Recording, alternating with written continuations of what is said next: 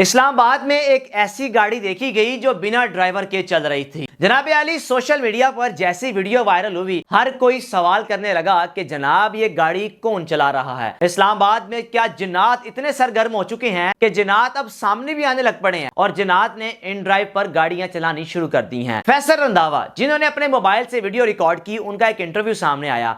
बकौल उनके जिन्ना एवेन्यू से मैं अपनी बेगम साहिबा के साथ गुजरा था और अक्सर औकात मैं रात को 2 से 3 बजे के दरमियान ट्रैवल करता हूं, अपनी बेगम साहिबा के साथ घर से निकलता हूं और इस रोड से गुजरता हूं। बकौल उनके इसी तरह नॉर्मल रूटीन के मुताबिक मैं निकल रहा था कि रास्ते में अचानक से मैंने एक मेहरान गाड़ी देखी। अब उस मेहरान गाड़ी में पैसेंजर सीट पर तो एक शख्स बैठा हुआ था, लेकिन ड्राइविंग सीट पर कोई भी नहीं था। अब बकौल उनके मैंने उस गाड़ी को 3 दफा नोट किया। पहली दफा जब मैंने उस गाड़ी को देखा तो मुझे एकदम अजीब सा लगा कि हो सकता है कि मेरी आंखों का धोखा हो, लेकिन जब मैंने अपनी अहलिया से कहा कि हम थोड़ा करीब करते हैं, गाड़ी को देखते हैं, तो पता चला कि ड्राइविंग सीट पर कोई भी नहीं था। अब फैसल रंधावा साहब कहने लगे कि मेरा ध्यान पैसेंजर पर गया कि पैसेंजर मोबाइल यूज कर रहा है और ये गाड़ी चलती जा रही है। जिन्ना एवेन्यू मारगला की पहाड़ियों के गर्दनवा का ये वाकया है। मेहरान गाड़ी जिसने सबको एक सकते में डाल दिया और हर कोई अपने आप से सवाल कर रहा है कि यार ये गाड़ी कौन चला रहा होगा। हर शख्स अपनी राय कायम कर रहा है। अब फैसल रंधावा साहब के बकौल के जब दूसरी बार मैंने कोशिश की कि दोबारा से वीडियो बनाऊं, मैं करीब गया, मैंने हॉर्न दिया, लेकिन साथ बैठे पैसेंजर ने एक दफा भी मुझे मुड़कर नहीं देखा कि गाड़ी को कोई हॉर्न दे रहा है। ऐसा होने के बाद फैसल रंधावा कहने लगे कि मैं खौफजदा हो गया, मैं डर गया। मैंने बेगम को कहा कि हमें यहां से जाना चाहिए। अब उसने कहा कि मैं जब घर पहुंचा तो मुझे ऐसे लग रहा था कि जैसे मुझे 110-20 बुखार हो चुका है और मेरी टांगे, मेरा जिस्म कपकपा रहा था। फैसल रंधावा ने कहा कि मैंने तीसरी बार आखिरी कोशिश करने की कोशिश की कि देखूं तो सही इस गाड़ी में आखिर है कौन।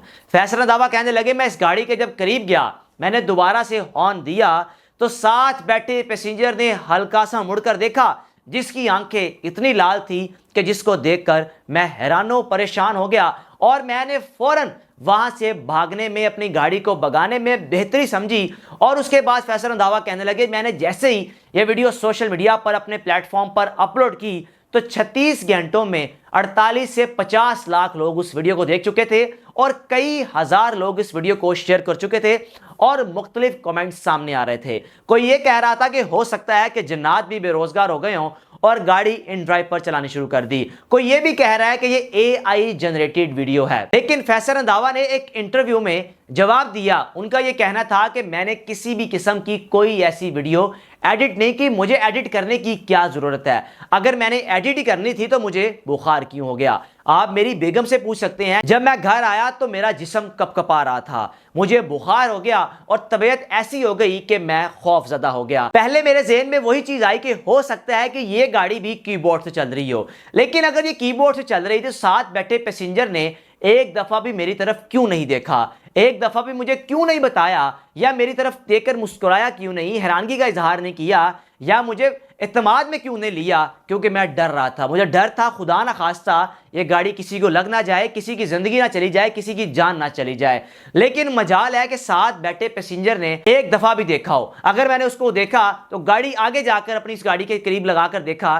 कि उसकी आंखें लाल थी। हो सकता है कि उसकी आंखों में कोई लेजर लाइट पड़ रही हो, लेकिन वो शख्स मुसलसल अपने मोबाइल का इस्तेमाल कर रहा था। आपने अपनी राय का लाजमी इजहार करना है कि उस गाड़ी में जो साथ पैसेंजर बैठा था, क्या गाड़ी वो चला रहा था, क्या वाकई इस गाड़ी को जिन्नात चला रहे थे, या साथ ये भी लोग कह रहे हैं कि हो सकता है कि फैसल रंधावा साहब ने इस वीडियो को ऐसे क्रिएट किया हो कि जो शख्स गाड़ी चला रहा हो उसको एक ग्रीन, जैसे हम क्रोमा कहते हैं, वो पहनाया हो, उसके बाद एडिटिंग की होगी, क्योंकि क्रोमा में सब कुछ रिमूव हो जाता है।